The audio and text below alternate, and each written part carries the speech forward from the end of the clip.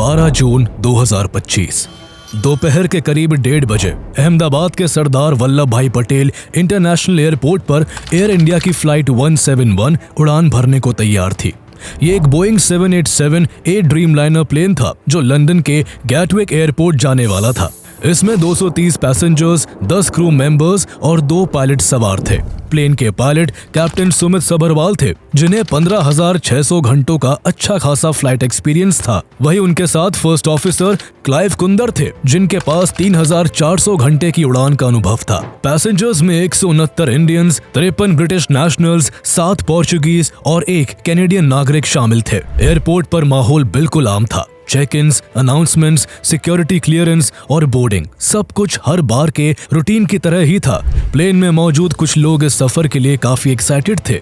कोई पहली बार देश से बाहर पढ़ने जा रहा था, तो कोई सालों बाद अपने घर वालों से मिलकर वापस काम के लिए लंदन लौट रहा था। प्रतीक जोशी, जो लंदन में रहते थे, वो अपनी पत्नी और अपने 3 बच्चों को साथ ले जाने के लिए इंडिया आए थे। उनकी पत्नी कोमी व्यास भी उनकी तरह एक डॉक्टर थी, जिन्होंने 2 दिन पहले ही अपनी जॉब से इस्तीफा दिया था, क्योंकि अब पूरा परिवार लंदन शिफ्ट हो रहा था। प्लेन में ही पूरे परिवार ने एक सेल्फी ली। उनके हंसते हुए चेहरों से साफ जाहिर था कि उन्हें लंदन में अपनी नई जिंदगी का कितनी बेसब्री से इंतजार था। इसी फ्लाइट की किसी सीट पर पुरानी यादों में खोए हुए अर्जुन पटोलिया बैठे थे, जो 1 हफ्ते पहले ही लंदन में अपनी वाइफ को खो चुके थे।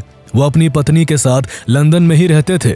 उनकी पत्नी की आखिरी इच्छा थी कि मरने के बाद उनकी अस्थियां नर्मदा नदी में विसर्जित की जाए। अर्जुन अपनी पत्नी की अंतिम इच्छा पूरी करने भारत आए थे। पत्नी की अस्थियां नर्मदा नदी में बहाकर वो अब वापस लंदन जा रहे थे। दिल गम में डूबा था, लेकिन दिल के किसी कोने में जिंदगी की एक उम्मीद भी बाकी थी। वो उम्मीद उनकी 2 मासूम बच्चियां थी, जो लंदन में उनका इंतजार कर रही थी। प्लेन में गुजरात के पूर्व मुख्यमंत्री विजय रूपानी भी थे, जो अपनी पत्नी और बेटी से मिलने लंदन जा रहे थे। हर मुसाफिर अपने अपने ख्यालों में खोया हुआ था। कोई हेडफोन्स लगाकर बैठा था, कोई खिड़की से बाहर देख रहा था, तो कोई किसी से बातचीत में लगा था। किसी को जरा भी अंदाजा नहीं था कि उन सभी का ये सफर अधूरा ही रह जाने वाला है। सभी जरूरी चेक्स के बाद प्लेन दोपहर के 1:37 पर रनवे 23 से धीरे धीरे रफ्तार पकड़ता हुआ टेक ऑफ कर जाता है। प्लेन की कमान को पायलट क्लाइव कुंदर के हाथों में थी। वही पायलट सुमित सभरवाल फ्लाइट को मॉनिटर कर रहे थे। कुछ ही सेकंड्स में फ्लाइट 155 नॉट्स और फिर 180 नॉट्स की रफ्तार पकड़ लेती है। प्लेन हवा में करीब 625 फीट की ऊंचाई तक पहुंच जाता है, लेकिन इससे ऊपर नहीं जा पाता। तभी कुछ बहुत अजीब होता है और प्लेन अचानक अनबैलेंस्ड होकर नीचे की ओर गिरने लगता है, जैसे उसने कंट्रोल खो दिया हो। 1:39:05 पर पायलट एयर ट्रैफिक कंट्रोल को डरी हुई आवाज में एक डिस्ट्रेस कॉल भेजते हैं। थ्रस्ट नॉट अचीव्ड, फॉलिंग, मेडे मेडे मेडे। ये शब्द साफ इशारा कर रहे थे कि कॉकपिट में अब कुछ भी कंट्रोल में नहीं है और प्लेन अब मौत की रफ्तार से जमीन की ओर बढ़ रहा है। एयरपोर्ट से कुछ ही दूरी पर बीजे मेडिकल कॉलेज है, जहां के हॉस्टल में उस वक्त लंच टाइम चल रहा था और मेडिकल स्टूडेंट्स अपने खाने में बिजी थे। उसी वक्त फ्लाइट 171 इतनी नीचे आ चुकी थी कि उसके विंग्स पेड़ों से टकराने लगे और फिर टेक ऑफ करने के केवल 32 सेकंड्स बाद ही ये प्लेन बीजे मेडिकल कॉलेज के हॉस्टल ब्लॉक से टकराकर क्रैश कर जाता है। लंबी फ्लाइट होने की वजह से प्लेन में 1 लाख लीटर से भी ज्यादा फ्यूल था, जिस वजह से बिल्डिंग से टकराने के बाद प्लेन आग का गोला बन जाता है। चारों तरफ सिर्फ आग की लपटें थी, धुएं का गुबार था और चीखों की आवाजें थी। यह भारत की एविएशन हिस्ट्री का सबसे तेजी से घटने वाला अब तक का सबसे भयानक प्लेन क्रैश था। जो सफर नए अरमान लेकर शुरू हुआ था, वो केवल 32 सेकंड्स में एक बहुत ही खौफनाक हादसे में बदल चुका था। One of the biggest aviation disasters that the country has witnessed. In a tragic incident, an Air India flight to London crashed shortly after takeoff near the Ahmedabad airport. One person miraculously survived in seat 11A. I can't explain. Everything happened in my eye. I can't. Officials have found the so-called black box flight recorder, which, along with the cockpit voice recorder, should provide vital information. A preliminary report released just days ago found the fuel supply to the engines was cut off and was turned back on 10 seconds later, but by then it was too late.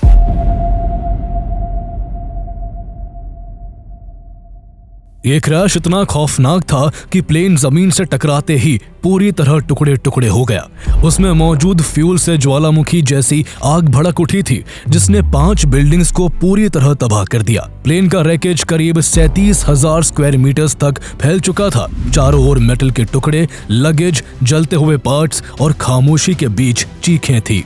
इस दर्दनाक crash ने विमान में मौजूद 242 लोगों में से 241 की जिंदगी को हमेशा हमेशा के लिए खत्म कर दिया।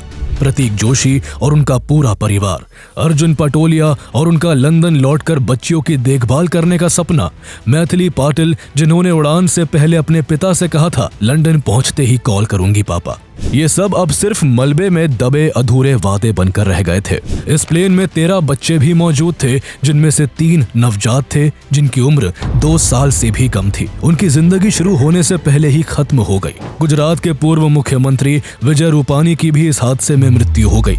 उनको लेकर एक अजीब इत्तेफाक सामने आया। उनकी सभी गाड़ियों के नंबर, यहाँ तक कि उनके पुराने स्कूटर पर भी 1206 लिखा होता था। 1206 को वो लकी मानते थे, लेकिन जिस दिन ये हादसा हुआ उस दिन भी तारीख 1206 थी, जो उनकी जिंदगी की आखिरी तारीख बन गई। इस प्लेन में सवार 242 लोगों में से केवल एक ही इंसान जिंदा बच सका।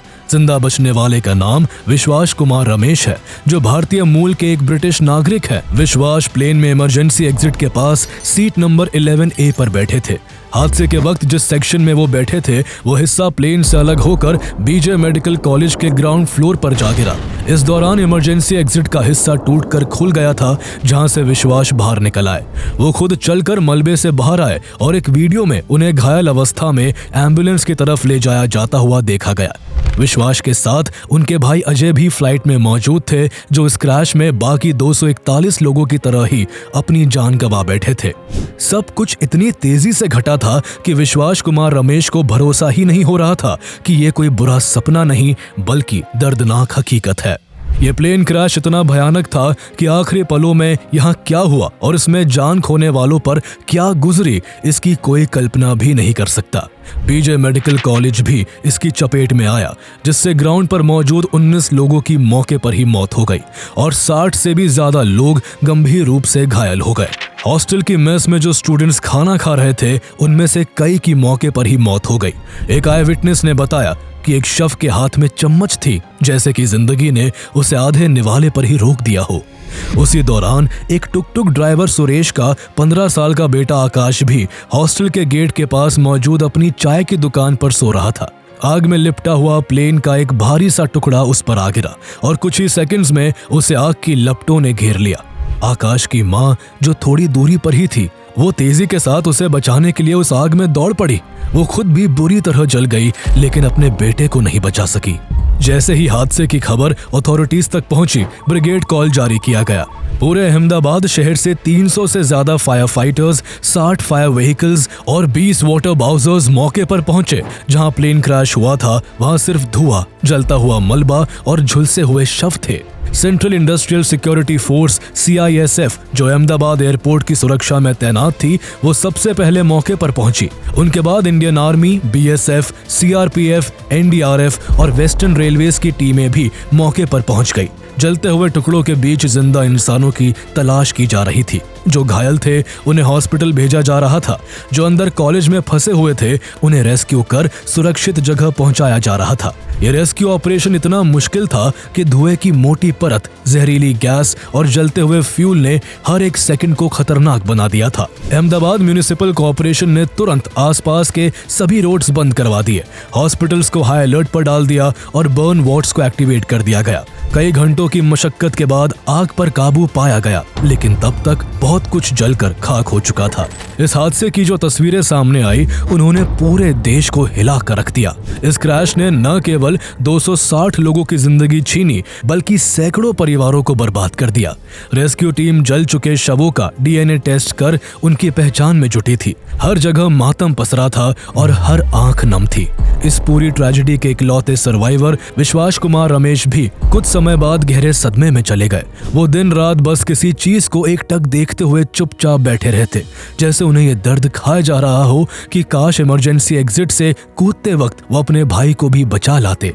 इसी दौरान हॉस्पिटल के कॉरिडोर में इम्तियाज अली सैयद बेचैनी से टहल रहे थे, जिनके भाई जावेद अपनी पत्नी और अपने दोनों बच्चों के साथ इसी प्लेन क्रैश में अपनी जिंदगी खो बैठे थे।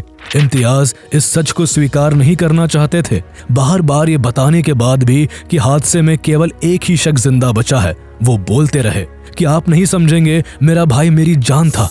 वो सबको अपने भाई और बच्चों की वो तस्वीर दिखा रहे थे जो फ्लाइट में चढ़ने से पहले ली गई थी। इम्तियाज अपने भाई को खोने का दुख समेट नहीं पा रहे थे।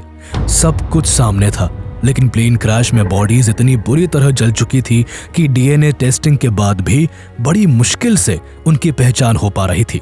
वो इसी उम्मीद में थे कि क्या पता कोई चमत्कार हो जाए और कोई आकर कह दे कि उनका भाई जिंदा है। इस हादसे के बाद पूरा देश सदमे में था। हर तरफ एक ही सवाल गूंज रहा था कि सिर्फ कुछ सेकंड्स के अंदर ऐसा क्या हुआ कि एक मॉडर्न और टेक्निकली एडवांस ड्रीमलाइनर प्लेन इस तरह से क्रैश हो गया।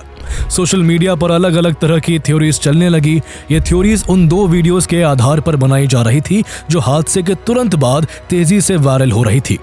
एक वीडियो एयरपोर्ट के पास लगे एक सीसीटीवी कैमरे की थी, जिसमें दिख रहा था कि फ्लाइट धीरे धीरे ऊपर जा रही थी, लेकिन अचानक उसकी स्पीड कम होने लगी और प्लेन नीचे की ओर गिरने लगा। दूसरी वीडियो एक लड़के ने एक छत से बनाई थी, जिसमें टकराने से ठीक पहले के आखिरी पल कैद थे। इन वीडियोस के सामने आने के बाद नई नई असम्पशंस बनने लगी। किसी ने कहा कि प्लेन के फ्लैप में दिक्कत थी, किसी ने लैंडिंग गियर को लेकर सवाल उठाया और कुछ लोगों ने राम एयर टर्बाइन के डिप्लॉय हो जाने को लेकर नई थ्योरीज बनानी शुरू कर दी। हर घंटे सोशल मीडिया पर एक नई थ्योरी तैर रही थी, लेकिन प्लेन के क्रैश होने की असल वजह क्या थी, इसका सही जवाब किसी को नहीं पता था। ये जवाब मिलने की उम्मीद तब जगी जब क्रैश के अगले ही दिन इन्वेस्टिगेटर्स को ब्लैक बॉक्स और कॉकपिट वॉइस रिकॉर्डर मिल गया। इसके बाद क्रैश साइट से और भी कई जरूरी सिस्टम्स मिले जो क्रैश की वजह समझने में मदद कर सकते थे। इंडिया की aircraft accident investigation bureau AAIB ने इस केस की इन्वेस्टिगेशन शुरू की। साथ ही इंटरनेशनल प्रोटोकॉल के तहत यूके की एयर एक्सीडेंट्स इन्वेस्टिगेशन ब्रांच और यूएस की national transportation safety board NTSB की टीम्स जांच में मदद करने के लिए भारत आ गई। इंडिया की DGCA और एयर इंडिया ने भी अपनी अपनी अलग से एक पैरेलल जांच शुरू की। इंटरनेशनल रूल्स के मुताबिक किसी भी मेजर एयर क्रैश के 30 दिनों के अंदर एक प्रीलिमिनरी रिपोर्ट जारी की जाती है। उसी के अनुसार इस प्लेन के क्रैश होने के ठीक 1 महीने बाद 12 जुलाई को AAIB ने एक 15 पेज की इनिशियल रिपोर्ट रिलीज की। इस रिपोर्ट से लोगों को सवालों के जवाब मिलने की उम्मीद थी, लेकिन इस रिपोर्ट में जो बताया गया उससे लोगों को जितने आंसर्स नहीं मिले, उससे ज्यादा सभी के मन में सवाल खड़े हो गए। रिपोर्ट में बताया गया कि फ्लाइट 171 का टेक ऑफ रूटीन के हिसाब से ही था। प्लेन ने 153 नॉट्स की स्पीड पर उड़ान भरी और फिर 180 नॉट्स तक पहुंच गया। फ्लैप 5 डिग्री पर सेट था और लैंडिंग गियर डाउन पोजीशन में था, जो कि टेक ऑफ के लिए नॉर्मल प्रोसीजर है। मौसम एकदम साफ था, किसी भी तरह की विजिबिलिटी या विंड की प्रॉब्लम नहीं थी और न ही कोई पक्षी प्लेन से टकराया था। लेकिन टेक ऑफ के कुछ ही सेकंड्स बाद अचानक से प्लेन के दोनों इंजन के फ्यूल कंट्रोल स्विचेस जो रन पोजीशन में थे, 1-1 सेकंड के गैप में कट ऑफ पोजीशन में चले गए। इसका मतलब था कि दोनों इंजन तक फ्यूल पहुंचना बंद हो गया और प्लेन के दोनों इंजन अचानक बंद हो गए। इस वजह से फ्लाइट ने पूरी तरह पावर खो दी। दोनों इंजन एक साथ बंद हो जाए, ये एक रेयरेस्ट केस था। इंजन के बंद होते ही राम एयर टर्बाइन यानी रैट डिप्लॉय हो गया। रैट एक छोटा सा प्रोपेलर होता है जो तब एक्टिवेट होता है जब दोनों इंजन फेल हो जाए या किसी वजह से प्लेन की पूरी पावर कट हो जाए। इससे प्लेन के जरूरी इलेक्ट्रिकल सिस्टम्स को टेम्पररी पावर मिलती है, लेकिन ये थ्रस्ट वापस नहीं दे सकता। वायरल हुए वीडियोस में भी रैट का बाहर आना साफ दिख रहा था। इसके बाद रिपोर्ट्स में पायलट्स के बीच के कॉन्वर्सेशन का जिक्र किया गया, जिसने सभी को हिला कर रख दिया। रिपोर्ट के अनुसार कॉकपिट वॉइस रिकॉर्डर में एक पायलट दूसरे से पूछता है, why did you cut off, यानी तुमने फ्यूल क्यों बंद किया। इस पर दूसरा पायलट जवाब देता है, I did not। रिपोर्ट में ये नहीं बताया गया कि किस पायलट ने कौन सा डायलॉग बोला था। एविएशन एक्सपर्ट्स के अनुसार बोइंग 787 के फ्यूल कंट्रोल स्विचेस ऐसे हैं जो बाय मिस्टेक मूव नहीं हो सकते। हर स्विच पर एक सेफ्टी गार्ड होता है जिसे उठाकर नीचे की तरफ खींचकर मूव करना पड़ता है। इसे ऐसा इसलिए बनाया गया है ताकि गलती से हाथ लगने पर स्विच मूव ना हो जाए। क्रैश से ठीक पहले पायलट्स ने फिर से स्विचेस को रन पर कर दिया ताकि दोनों इंजन चालू हो जाए। इंजन 1 चालू हो गया, लेकिन इंजन 2 दोबारा प्लेन को पावर नहीं दे सका। केवल एक इंजन से तेजी से गिरते हुए प्लेन को वापस ऊपर ले जाना मुश्किल था। ऐसे में जब पायलट्स को लगा कि प्लेन को संभालना मुश्किल हो रहा है, उन्होंने एटीसी को इमरजेंसी सिग्नल मेडे मेडे मेडे भेजा, लेकिन कोई फायदा नहीं हुआ। 1:39 और 11 सेकंड्स पर ब्लैक बॉक्स ने रिकॉर्ड करना बंद कर दिया, जिसके 21 सेकंड बाद प्लेन बीजे मेडिकल कॉलेज के हॉस्टल ब्लॉक पर जा गिरा।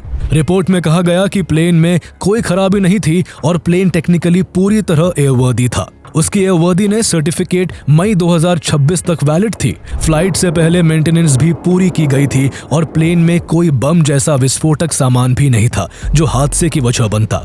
इस कारण रिपोर्ट में बोइंग के बाकी के 7878 प्लेन्स, इंजन ऑपरेटर्स और मैन्युफैक्चरर्स के लिए कोई भी एक्शन लेने की हिदायत नहीं दी गई। लेकिन रिपोर्ट में एक बेहद अहम बात का जिक्र किया गया जो विवाद की दूसरी बड़ी वजह बना।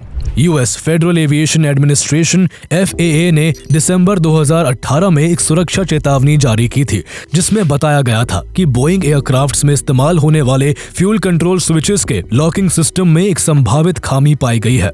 यह भी बताया गया था कि कुछ मामलों में ये लॉकिंग फीचर अपने आप डिसएंगेज हो सकता है, जिससे स्विच गलती से भी फ्लिप हो सकता है।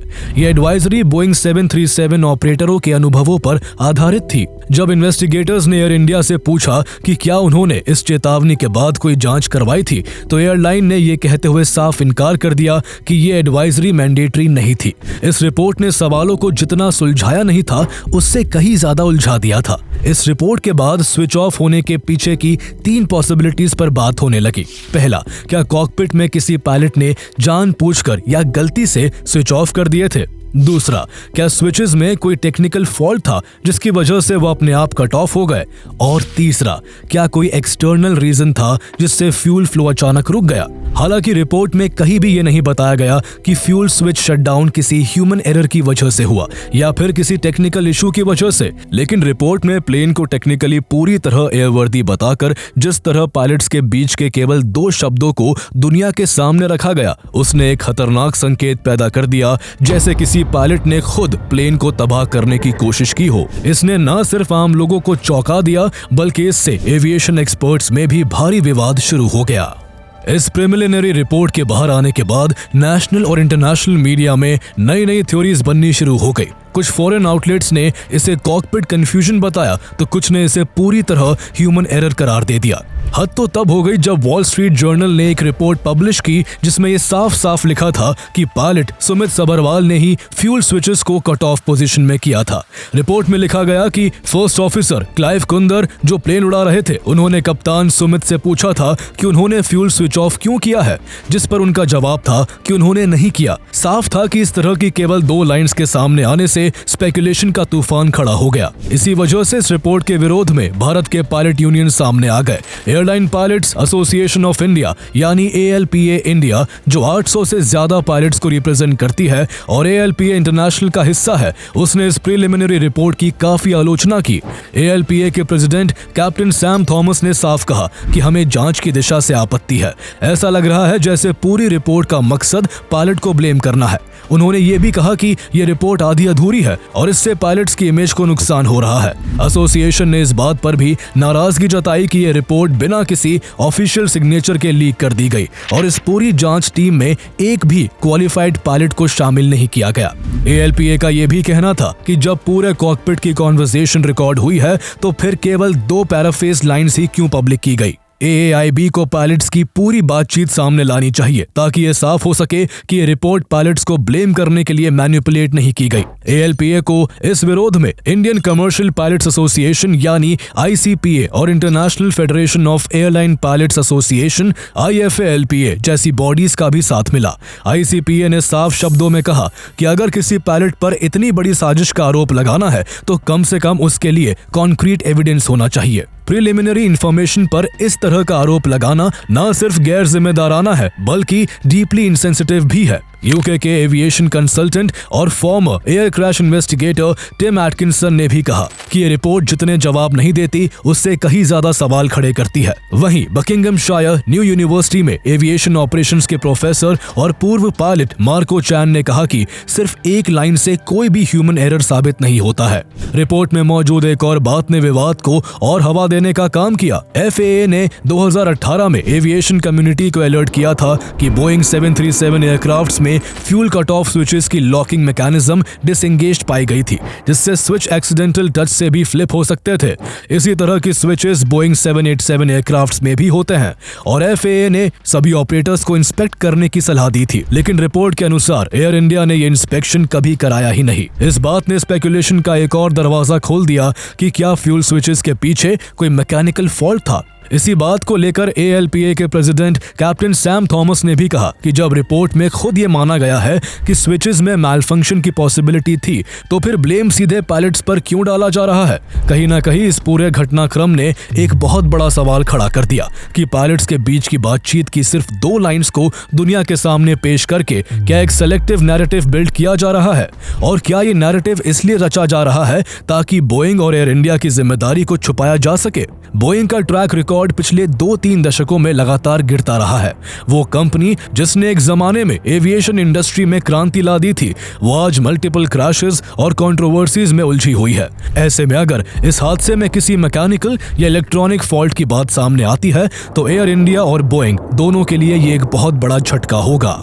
बोइंग का जो 787-8 ड्रीमलाइनर प्लेन 12 जून 2025 को अहमदाबाद में क्रैश हुआ, उसमें पहले भी दिक्कतें देखी गई थी। नवंबर 2021 में जब ये सेम प्लेन लंदन से हैदराबाद जा रहा था, तब उड़ान के दौरान ही इसमें से अचानक फ्यूल लीक होने लगा था। हालात इतने बिगड़ गए थे कि प्लेन को टर्की के अंकारा में इमरजेंसी लैंडिंग करनी पड़ी थी। 12 जून 2025 को क्रैश होने से कुछ घंटों पहले भी ये सेम प्लेन लगातार उड़ान में था। ये उस दिन पेरिस से दिल्ली और फिर दिल्ली से अहमदाबाद आया था। इसी दौरान इस प्लेन में सफर कर रहे एक यात्री आकाश वत्स ने प्लेन के अंदर का वीडियो बनाया था। वीडियो में उन्होंने बताया कि ना तो एसी ठीक से काम कर रहा था और ना ही एंटरटेनमेंट स्क्रीन्स, यहाँ तक कि रिमोट के बटन्स तक वर्क नहीं कर रहे थे। ये कहानी सिर्फ एक प्लेन की नहीं है, बल्कि बोइंग के बाकी एयरक्राफ्ट्स का भी पिछले कुछ सालों का रिकॉर्ड काफी चौंकाने वाला रहा है। 29 अक्टूबर 2018 को इंडोनेशिया की एक फ्लाइट टेक ऑफ के महज 13 मिनट बाद ही क्रैश हो गई थी, जिसमें सवार सभी 189 यात्रियों की जान चली गई।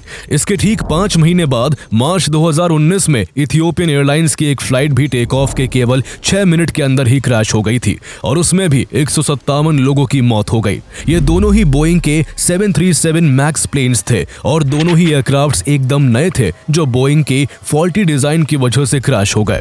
इसको लेकर बोइंग को US जस्टिस डिपार्टमेंट के साथ $1.1 बिलियन का सेटलमेंट करना पड़ा था। इसके अलावा बोइंग के ऐसे कई केसेस हैं जिनमें प्लेन क्रैशेस तो नहीं हुए, लेकिन उनमें काफी सीरियस इशू देखने को मिले। 2013 में जापान एयरलाइंस के एक ड्रीमलाइनर प्लेन में लिथियम आयन बैटरी के ओवरहीट होने की वजह से ग्राउंड पर खड़े ही आग लग गई थी। 2023 में इथियोपियन एयरलाइंस के बोइंग 777-8 में उड़ान भरने के दौरान कॉकपिट में धुआं भर गया था, जिसकी वजह से इमरजेंसी लैंडिंग करनी पड़ी थी। 11 मार्च 2024 को लैटम एयरलाइंस के एक बोइंग प्लेन में ऐसा मैलफंक्शन हुआ कि प्लेन अचानक नीचे गिरने लगा था। बाद में जांच में पता चला कि कॉकपिट का जो स्विच डिजाइन था वही गलत था। इतना ही नहीं, जुलाई 2024 में यूनाइटेड एयरलाइंस के एक बोइंग 757-200 का टेक ऑफ करने के बाद पहिया ही निकल कर गिर पड़ा। एक ऐसी भी घटना हुई जब पोर्टलैंड से कैलिफोर्निया जाते समय चलती फ्लाइट के बीच बोइंग के एक प्लेन का दरवाजा ही उखड़कर हवा से नीचे गिर गया।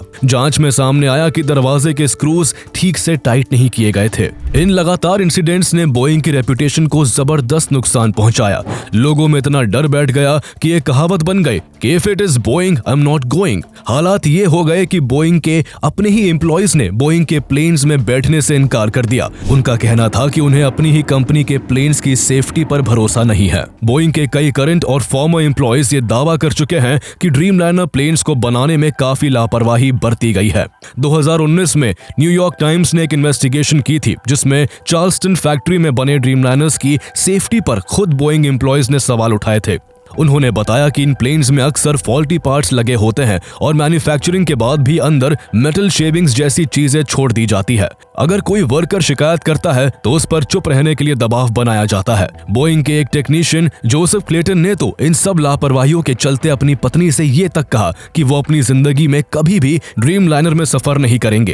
अप्रैल 2024 में एक बोइंग इंजीनियर सैम सालेपोर ने FAA से शिकायत की थी कि ड्रीम लाइनर के पार्ट्स ठीक से असेंबल नहीं किए जा रहे हैं। उन्होंने कहा कि कॉस्ट कटिंग के लिए अलग अलग जगहों पर पार्ट्स बनवाए जाते हैं जो एक दूसरे से ठीक से फिट नहीं होते, जिससे प्लेन उड़ान के दौरान हवा में टूट सकता है। बोइंग के एक और एक्स एम्प्लॉय जॉन बार्नेट, जिन्होंने यहाँ 32 साल तक काम किया था, उन्होंने 787 ड्रीमलाइनर प्लेन की सेफ्टी को लेकर काफी सीरियस कंसर्न्स जताए थे। वो यहाँ एक क्वालिटी इंस्पेक्टर थे और उन्होंने बताया था कि ड्रीमलाइनर प्लेन्स के करीब 25% ऑक्सीजन सिस्टम्स ठीक से काम नहीं करते हैं। उन्होंने 2017 में FAA में फॉर्मल कंप्लेंट भी की और FAA ने उनकी कुछ ऑब्जर्वेशंस को सही पाया, जिसके बाद बोइंग को उन्हें सुधारने के आदेश भी दिए गए थे। लेकिन जॉन बार्नेट यही नहीं रुके। इसके बाद उन्होंने एयरक्राफ्ट सेफ्टी इश्यूज को लेकर बोइंग पर मुकदमा कर दिया। लेकिन जब यह केस ऑनगोइंग था, उसी बीच उन्हें एक दिन उनके ट्रक में मृत पाया गया। उनके सिर में गोली लगी हुई थी और उसे आत्महत्या बताकर केस को बंद कर दिया गया। सालों से दुनिया भर के एविएशन क्रिटिक्स का ये मानना है कि बोइंग अब लोगों की सेफ्टी से ज्यादा अपने प्रॉफिट्स की फिक्र करता है। खुद FAA ने भी कहा था कि बोइंग को प्रॉफिट से ज्यादा पैसेंजर्स की सेफ्टी पर ध्यान देना चाहिए।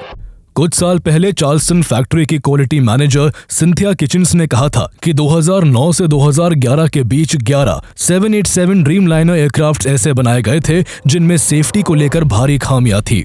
उनकी हालत इतनी खराब थी कि वो भविष्य के संभावित खतरों के बारे में सोचकर रातों को सो नहीं पाती थी।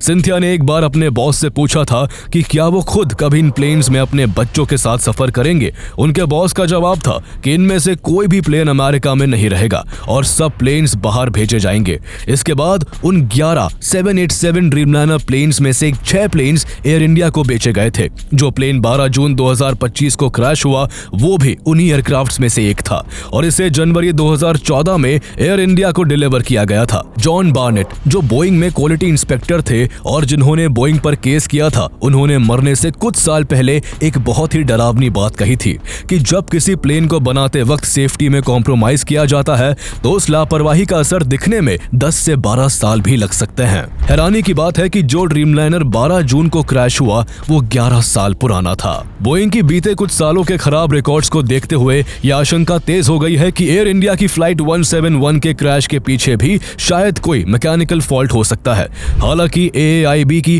प्रिलिमिनरी रिपोर्ट में बोइंग के प्लेन्स, इंजन्स या पार्ट्स की जांच का कोई निर्देश नहीं दिया गया था। लेकिन जब रिपोर्ट सामने आने के बाद लोगों को लगा कि सारा ब्लेम पायलट्स पर डालने की कोशिश की जा रही है तो लोगों का गुस्सा और शक दोनों बढ़ने लगे। इसी के दबाव में रिपोर्ट्स आने के 2 दिन बाद भारत के directorate general of civil aviation DGCA ने बोइंग के 787 और 737 जैसे कई मॉडल्स के फ्यूल स्विच लॉक्स की जांच का आदेश जारी किया। एयर इंडिया की ओर से बाद में बताया गया कि उसने अपनी सभी बोइंग 787-8 एयरक्राफ्ट्स में फ्यूल कंट्रोल स्विच की लॉकिंग मैकेनिज्म की जांच पूरी कर ली है और किसी भी तरह का टेक्निकल फॉल्ट नहीं पाया गया है। इस दर्दनाक हादसे के बाद एयर इंडिया ने यह फैसला लिया कि वो अब भविष्य में किसी भी फ्लाइट के लिए 171 नंबर का इस्तेमाल नहीं करेंगी। फिलहाल दुर्घटना की जांच AAIB के नेतृत्व में जारी है, जिसमें Boeing, general electric, air India, Bharat के रेगुलेटर्स और अमेरिका एंड ब्रिटेन के एविएशन एक्सपर्ट्स भी शामिल है। इसकी फाइनल रिपोर्ट आने में 1 साल का समय लग सकता है। जो 260 जिंदगियां इस हादसे में चली गई उन्हें वापस तो नहीं लाया जा सकता, लेकिन अगर ये जांच ईमानदारी से पूरी होती है और असली वजह सामने आती है तो शायद वो लोग जो अब हमारे बीच नहीं है, उनके परिवार वालों को ये तसल्ली जरूर मिलेगी कि इस हादसे की असल वजह के साथ छेड़छाड़ नहीं की गई। कभी कभी कुछ सवालों के सही जवाब मिल जाना भी अपने आप में एक सच्ची श्रद्धांजलि होती है।